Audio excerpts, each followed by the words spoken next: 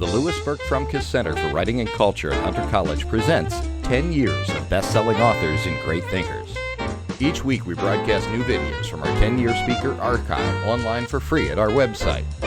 We look forward to seeing you again when it's safe. Please enjoy this presentation from the archives of the Louis Burke Frumkes Center for Writing and Culture at Hunter College.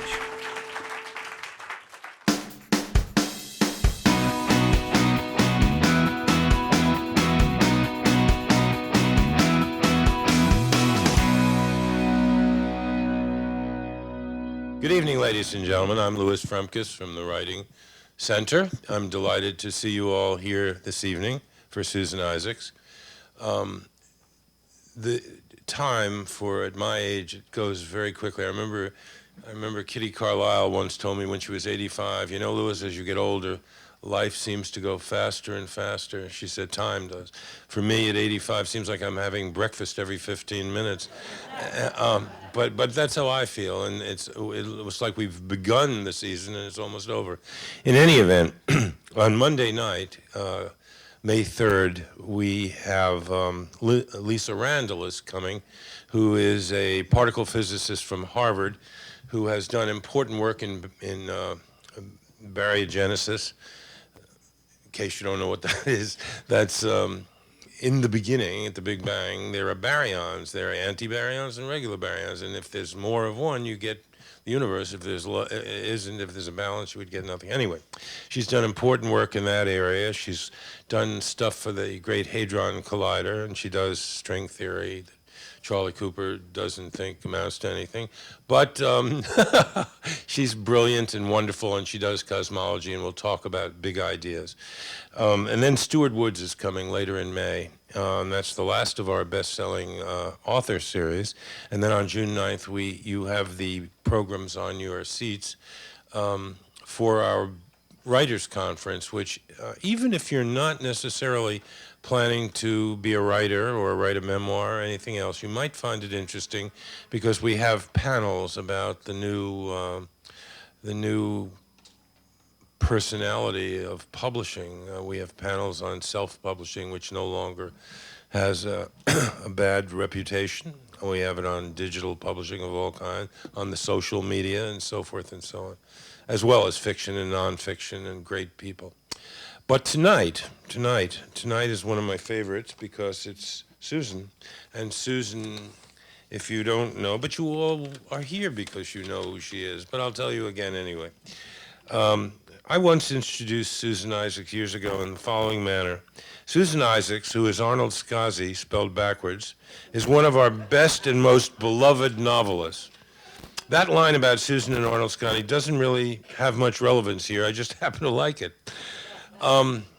Susan Isaacs blasted her way onto the literary stage in 1978 with her first novel, Compromising Positions, and has turned out hilarious and spellbinding novels ever since, right up to her latest, As Husbands Go, which we have in various editions back there for her to inscribe to you and to your friends afterwards, if you wish. That first novel was turned into a film, Compromising Positions, with Susan Sarandon and Raul Julia, and Susan has become something of a literary threat, producing not only novels but also essays, screenplays, and book reviews. She is chairman of the Board of Poets and Writers and past president of the Mystery Writers of America. Susan does it all, and she does it with style and wit. Some of her throwaway lines in her books are so good you find yourself repeating them time after time to anyone who will listen. She is also a dear friend and supporter of the Hunter Writing Center. So without further ado, may I present Susan Isaacs.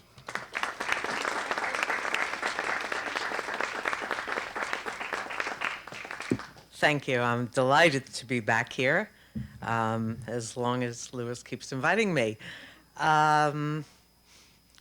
He mentioned that movie, Compromising Positions.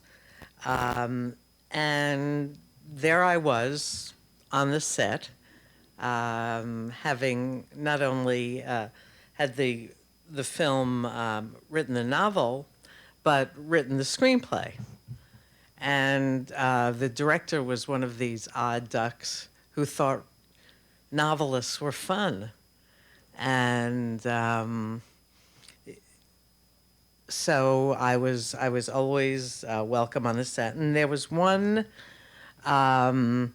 particular scene in which Susan Sarandon has really a blow-up fight with her husband, who, although this is a comedy, this was a allegedly dramatic moment with her husband, who was played by Edward Herrmann. And they're, carrying on, and it was really very well done, but much more powerful than what I'd written on the page. And at the end, the director, Frank Perry, called cut, and then he said, "Susan, that was wonderful." And I'm saying thank you when I realize he's talking to Sarandon, which also made me very aware of what the writer's place is within the film world. I was thrilled, though, because this was about 5 or 6 years after I had my first novel published, and it was being let out of the slammer.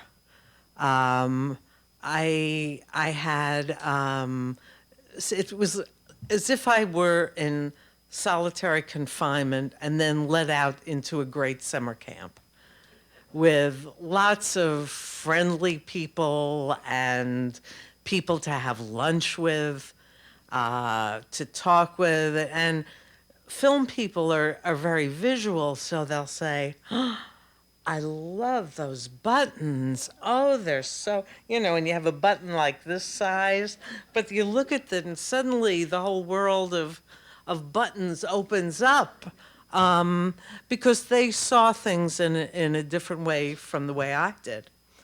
And, but I never expected myself to be in either place, because when I was growing up, I was born in the 40s, raised through the 50s and 60s, and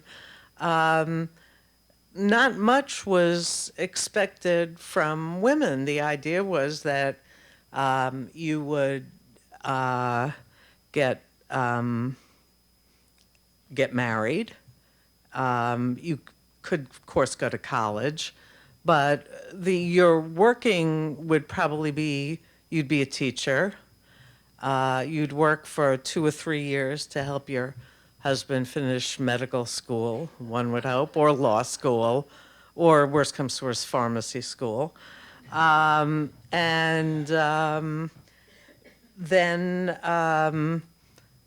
you might work 1 more year if you really wanted to invest in wall-to-wall carpet. And then you'd leave and you'd raise a family. And that was pretty much the expectation until the late 60s, after I had gone to Queens College, part of this great CUNY system, and I got a job at 17 magazine.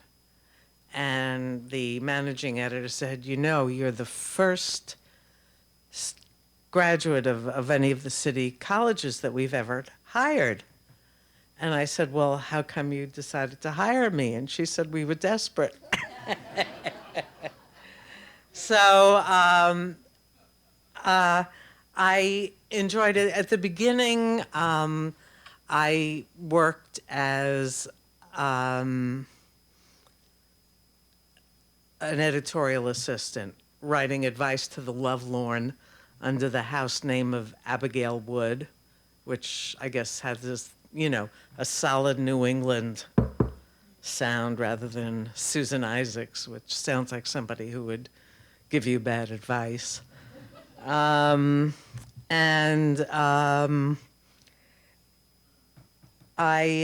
went on, and it was really not so much my gifts as an editor, but rather that the salaries were so abysmally low, and again, people kept marrying and marrying, and so there were continual empty jobs higher and higher up the ladder. So within 3 or 4 years, I was a senior editor there, writing, editing all teen-written manuscripts and writing anything directly about teenagers. And it was a good gig. It really was, and I had a nice time there, but it was of limited interest, in part because I had so recently been an adolescent myself, and I saw not much to recommend that period. And so I started, and then, I was also engaged and then married to the same person I'm still married to.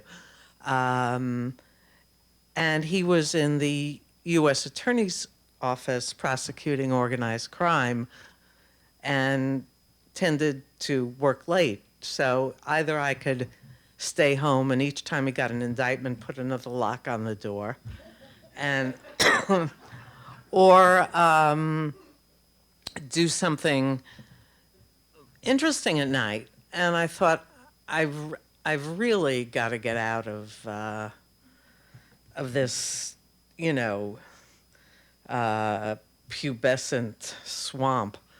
So I walked in, and this was in 68, 69. I walked into, there was a Democratic primary for mayor, and there was the regular candidate named Mario Procaccino, who was, in my thinking, less than savory.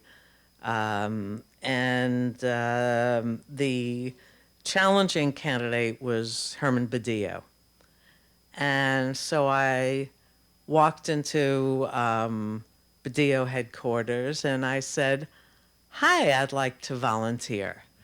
And they said, "Fine." And I was, in one of those perky little outfits that people wore in the late 60s. I remember just had a lot of industrial zippers and, and was quite short, which I could get away with in those days without being publicly derided. They said, "Well, what do you do?" And I said, "I work at 17 Magazine." They said, "What do you do there?" I said, "I'm an editor and a writer." And they said, "Oh, good, you can be the speechwriter." And as it turns out, a speechwriter. And I said, "Well, I write, how to say no to a boy," which I had never been very adept at.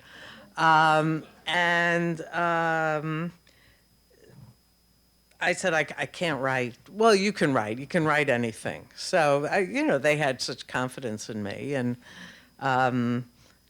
I was a volunteer, so they couldn't do better than that. So I began writing political speeches. And I enjoyed it because Badillo was by training an accountant, and he was,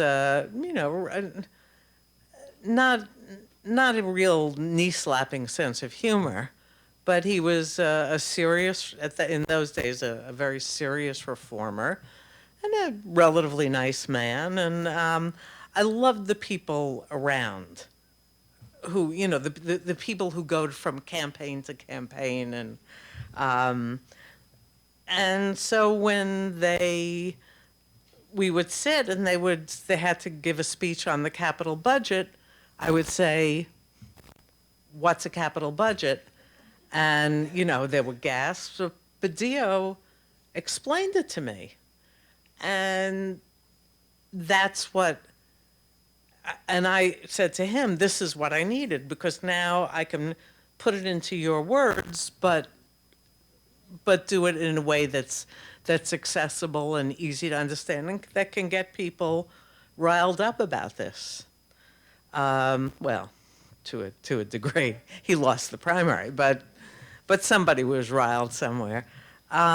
What that was the beginning of my training as a novelist. I mean, other than the fact that I read throughout my childhood, and essentially my mother gave me a library card and said, if you can reach it on whatever shelf, you can read it.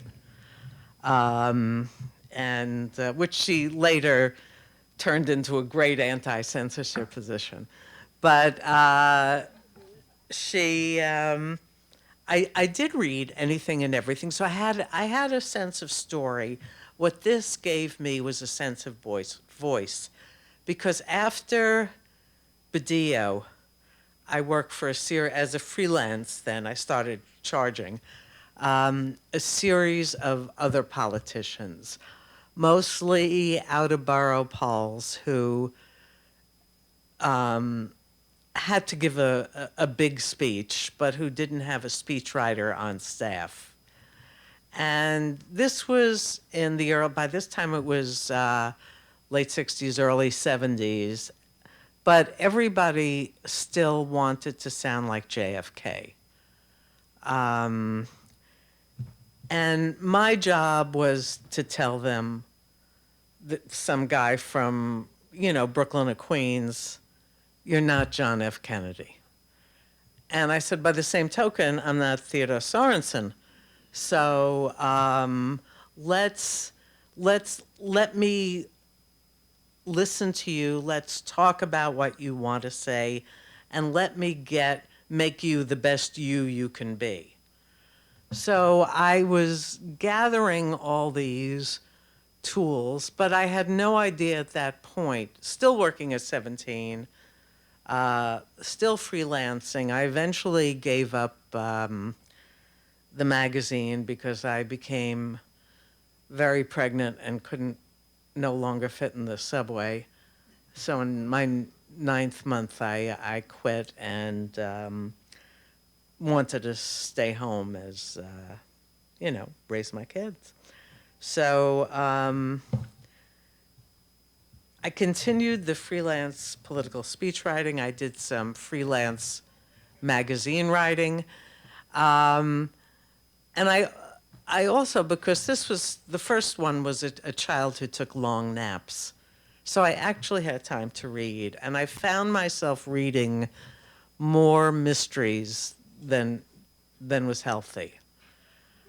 And there comes, I'm sure you've heard this from other writers, there comes a point where they say, I can do this.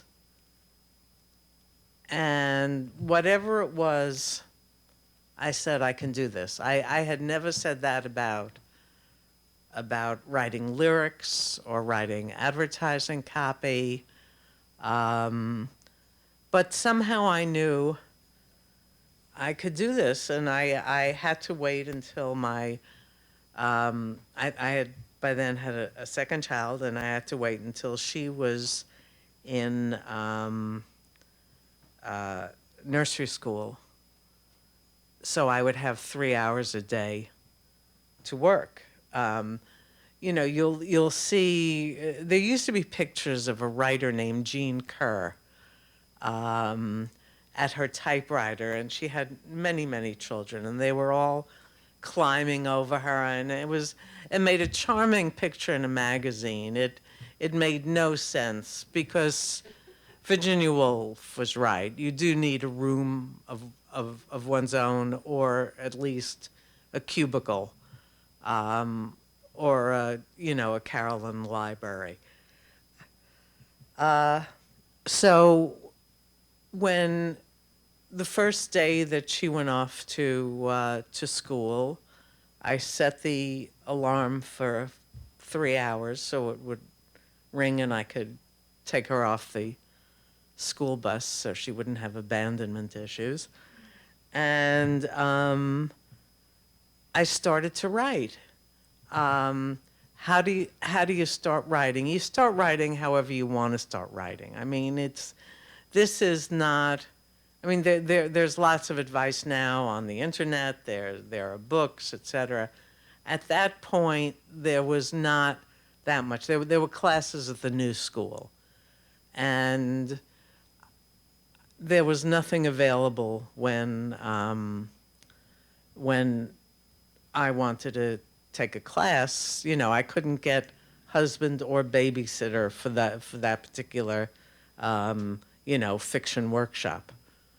But then I said to myself, well, Jane Austen managed without the new school, and damn it, so can I. Although I did not aspire to be Jane Austen. In my mind, real novelists were either British or, gaunt and haunted looking, a la Virginia Woolf and Joyce Carol Oates.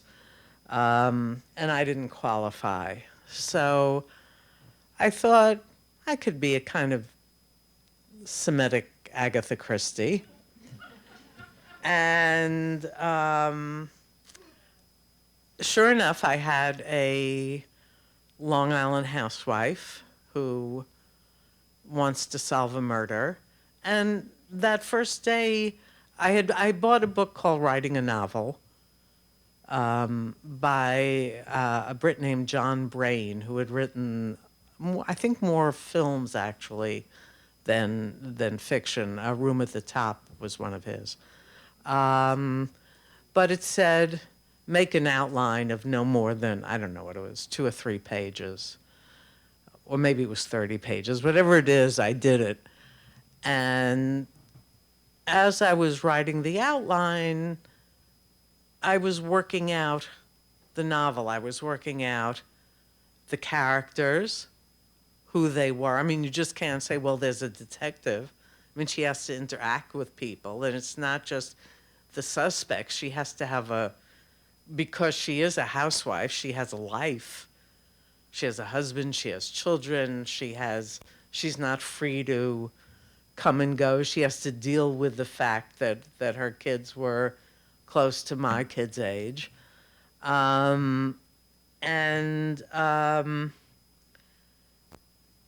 the characters not only evolved, and new characters kept popping up in the course of the outline, but the structure of the novel emerged, because there's something very economical about a mystery, about a whodunit. It's whether the killer is found or not, whether the killer is caught or not, it's about a sense of the world is out of balance because a life has been taken, a crime in a murder mystery, a crime has been committed. And it's the detective's job to put the scales back into equilibrium.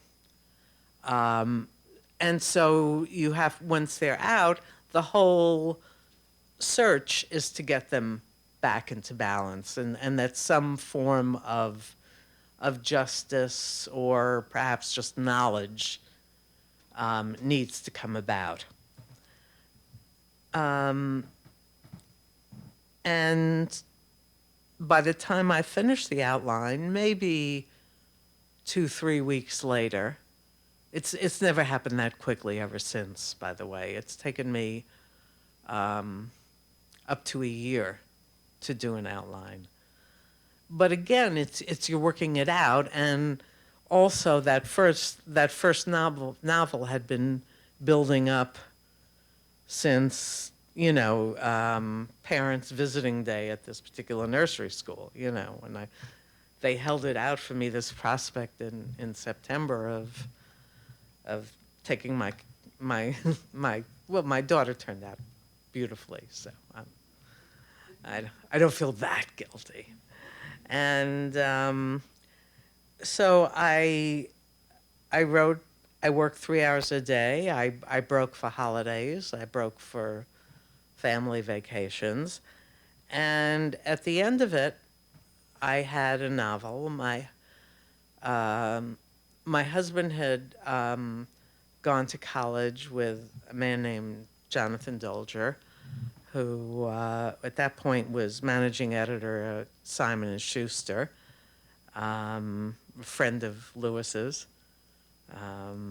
And Jonathan said, well, if you're writing a novel, I'll read it, which was kind of a commitment because, as he later told me, you don't expect your friends to write anything good.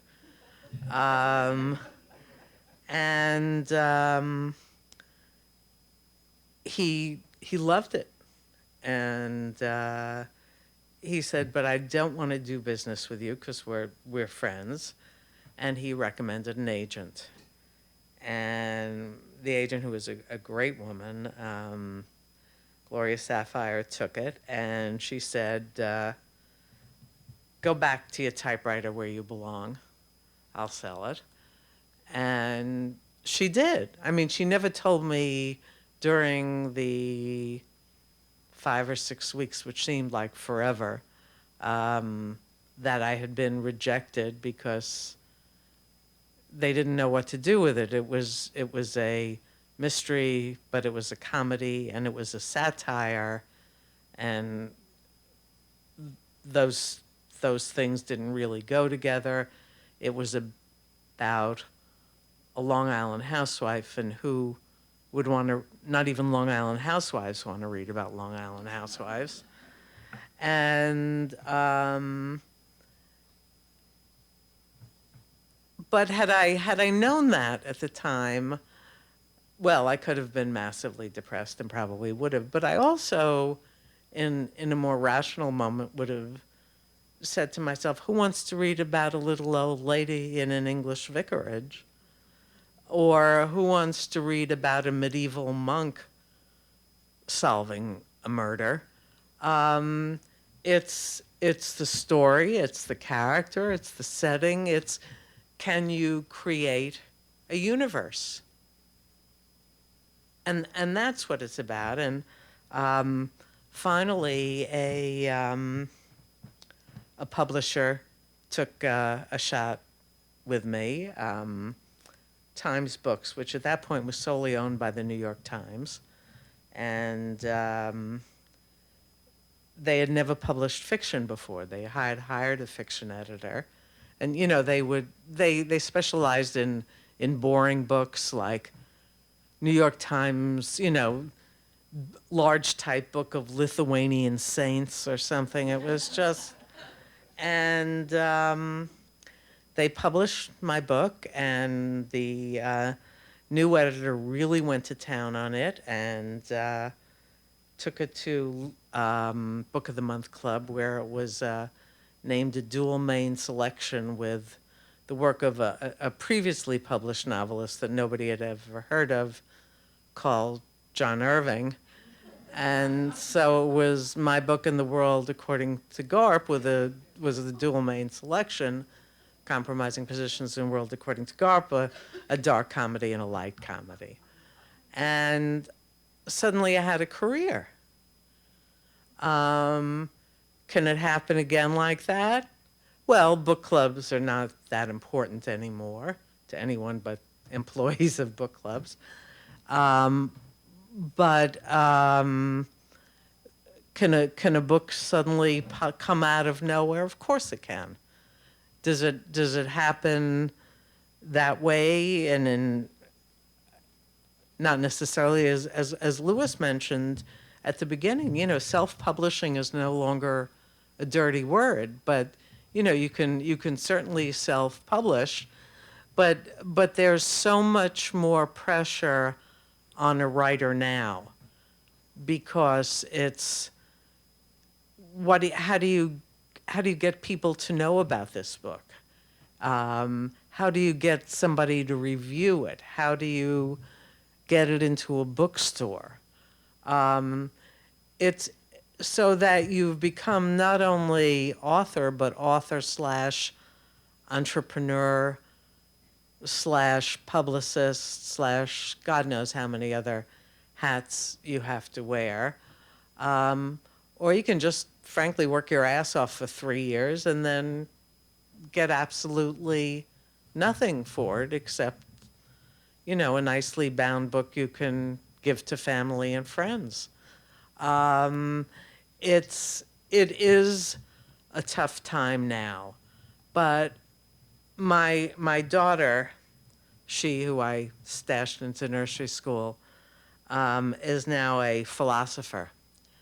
And one of the courses she teaches is philosophy. She teaches philosophy of film, philosophy through literature. And I was bemoaning the state of publishing to her. And she said, Mom, for, as long as you're going to be around, which, you'd think was like 15 minutes or so, she said, there's still, the novel is not going to end. You'll be fine. But whatever happens to the novel, she truly believes that we're hardwired for narrative. And that if it's not the novel, it'll be another way of telling a story that we need stories. I mean, that's one aspect of her dissertation. So, I've spent 34 years just doing just that, is telling stories. I wrote one work of nonfiction, the Library of Contemporary Thought. Ballantine had that, where they had a whole series where writers wrote about some issue of interest to them. They were very short books, which is just, I guess, says something about contemporary thought. But mine was called Brave Dames and Wimpettes, What Women Are Really Doing on Page and Screen, about how women characters in film and fiction and on TV did not equal, they were too often wimpettes. They were too often fluffy and man crazy and et cetera, et cetera. And why was this happening? So that was my nonfiction book. But I found facts extremely annoying, and so went back to creating stories. And I've just completed another one. It's coming out in October. I was sitting on it, and I really had no idea what I wanted to write. After As Husbands Go, which is the last one, I had no idea what I wanted to write. I had a feeling it would not be a mystery. There would not be a murder in it. But beyond no mayhem, I really wasn't sure what to do. And I was on a plane, and I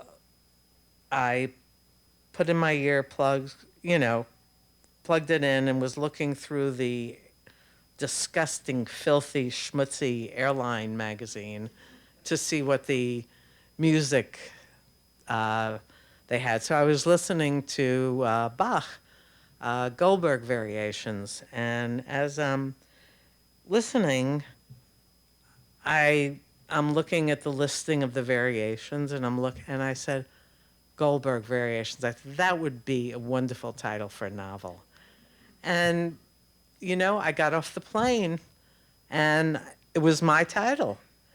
And so I just finished that, and my publisher Scribner has a gun, well, a literary gun to my head, because they wanted to come out in October, in time for not only Christmas, but the Jewish book fairs, which happen in November. So I will go around from book fair to book fair within a left or a right, the occasional church group, or, I'm certainly an equal opportunity shill for myself. And, but getting back to where I began, which was at that movie, all of that is public. the publicity, even being here, making a movie, it's all involved with other people. It's back and forth. But in order to do what I do, I need that room of one's own. I have to go in, I have to close the door, and I have to sit for 3 years or 2 years or a year telling myself a story that nobody else is kind enough to write for me. So there you go. Thank you. And do I ask for questions, or do you ask for questions? No, we'll all ask the questions, and I'll point, or you point, and we'll ask questions. All right, the first one gets extra credit. Nobody has a question? Why did you choose? Oh, wait, there was, please, There was a question. a legit question. That you could possibly be a detective? Did I ever think I could possibly be a detective? You know, it's one of those jobs that I find very appealing. You know, I could see myself as a detective. I could see myself as a caterer. I could see myself as an astrophysicist. I mean, there are lots of things. I think if I had to do it all over again, seriously, I would probably go into neuroscience. But, you know, it's pointless. Right now, you know, there aren't, guess what? There are no do-overs. So I've chosen a field that I love, a field that has been very, very good to me. And I'm able to make people think, make people laugh, and make a living. Right there. Yeah. What about the fact of electronic printing? Newspapers are going out of business, and magazines are going out, and bookstores are closing. Books, I know. My daughter-in-law works at an indie bookstore. She's the events coordinator and webmaster of an indie bookstore, and it's terrible. It's really hard. And you know, look, on one hand, it's terrible. It's so much. I mean, I stopped doing book reviews because, as chairman of the board of a literary organization of poets and writers, I didn't feel I could comfortably give a denigrating review to someone's book and then say, but would you be on our panel for... But so many of the reviews that the book reviews that I wrote for have shrunk to nothing, or, you know, are now put out by a couple of staff members or a couple of freelance writers. I mean, the Times keeps going. Washington Book World is not what it was. The LA Times Book Review has shrunk. I mean, it's... every aspect of that business is changing. But having said that, and all the depressing thoughts, and that people are, you know, they're watching movies on their iPhones and all that, you know what? I don't care. Because look,